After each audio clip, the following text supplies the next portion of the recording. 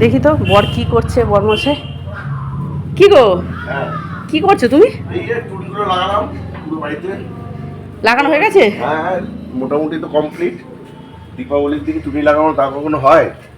আর বাড়িতে আমাদের এত বড় লক্ষ্মী পুজো। বাহ, এটা আবার সন্ধ্যাবেলায় জ্বালালে তখন বোঝাবে, তাই তো? হ্যাঁ সন্ধ্যেবেলা জ্বালালে এক্ষুনি কিছুক্ষণ বাদেই জ্বালাবো। জ্বালালে দেখতে পাবে যে কেমন হয়েছে, তখনই তোমরা বলো দেখে যে কেমন হয়েছে, আর তুমিও বলো।